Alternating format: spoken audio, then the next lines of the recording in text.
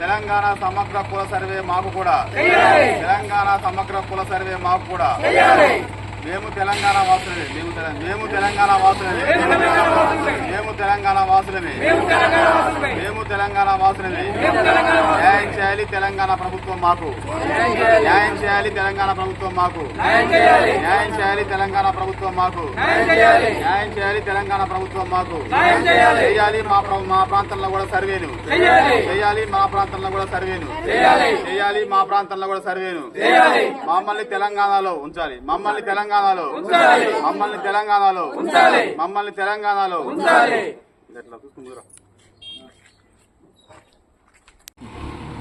ఈరోజు తెలంగాణ రాష్ట్రంలో ముఖ్యమంత్రి రేవంత్ రెడ్డి గారు ఈ రాష్ట్ర ప్రజలందరినీ కూడా కులగణన చేయాలి, సర్వే చేయాలి, వారికి ఉన్నటువంటి వస్తువులు ఏంటి, వాళ్ళకు ఉన్న వ్యవహారం ఏంటి తెలుసుకోవడం కోసం ఒక సమగ్ర సర్వే లెక్క సమగ్ర రాజకీయ ఆర్థిక కులగణన సర్వే పెట్టారు. మరి గతంలో అనేక ప్రభుత్వాలు చేసినప్పటికీ గతంలో తెలంగాణ కుటుంబ సర్వే కూడా జరిగింది. కాకపోతే భద్రాచలం పట్టణం 19వ వార్డు జగదీష్ కాలనీ చివరి బజార్లో ఒక సమస్య దాదాపు రాష్ట్రం విడిపోయిన కాంచి తీవ్రంగా బాధిస్తూ ఉంది. ఇప్పుడు కక్కలేక బెంగలేక ఈ ప్రాంతంలో ఉన్నటువంటి ఒక 40 కుటుంబాలు ఈ చివరి బజార్లో ఉన్న ప్రజలు ఇబ్బంది పడుతూ ఉన్నారు. కారణం ఏమిటంటే ఈనాడు వీళ్ళకు ఉన్నటువంటి ఓట్లు తెలంగాణలో ఉన్నాయి, ఆధార్ కార్డు తెలంగాణలో ఉంది, రేషన్ కార్డు తెలంగాణలో ఉంది, మన ఎన్నికల్లో ఓటు కూడా తెలంగాణకి వేశారు, ఎంపీటీసీ వార్డు మెంబర్ ఎలక్షన్ తెలంగాణలో ఉన్నాయి. ఆఖరికి తెలంగాణ ప్రభుత్వం ఇస్తున్న గృహజ్యోతి పథకం కూడా అమలు అవుతా ఉంది. ఇందిరమ్మ ఇండ్లు గతంలో వచ్చాయి. అదేవిధంగా మన స్టోర్లో బియ్యం తీసుకుంటా ఉన్నారు. తెలంగాణ ఆరోగ్యశ్రీ కార్డులు ఉన్నాయి.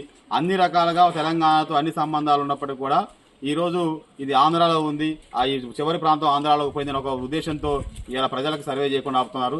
ఇలా తెలంగాణ ప్రభుత్వం ఏం చెప్తా ఉంది అంటే ఇలా ఆ సర్వే ఆధారంగానే భవిష్యత్తులో అన్ని పథకాలు వస్తూ ఉన్నారు. ఇది పక్కపోతే వెనక వాళ్ళేమో ఆంధ్ర వాళ్ళు ఏమంటారంటే అక్కడ మీకు వెనక వాళ్ళ ఇంటి వెనక దగ్గర కాలువ తీసాము, ఆ కాలువ తీయడం వల్ల కాలువ అవతలకే మాకు ఆంధ్ర యువతల తెలంగాణ అని వాళ్ళు అంటారు. అంటే ఈ తెలంగాణ వాళ్ళు ఇంటి పనులు తీసుకోవట్లేదు, తెలంగాణ వాళ్ళు సర్వే చేయట్లేదు, కానీ తెలంగాణ కరెంటే వస్తుంది. అన్ని రకాలుగా తెలంగాణ ప్రభుత్వ పథకాలు లబ్ధి పొందుతున్నప్పటికీ కూడా కేవలం ప్రభుత్వం ఏమీ అవగాహన లేకుండా, అధికారుల అవగాహన లేకుండా మరి ఇలా ఈ చివరి బజార్లో ఉన్నటువంటి 40 కుటుంబాలకు సర్వే చేయకపోవడం ద్వారా వీళ్ళు నష్టపోయే ప్రమాదం ఉంది.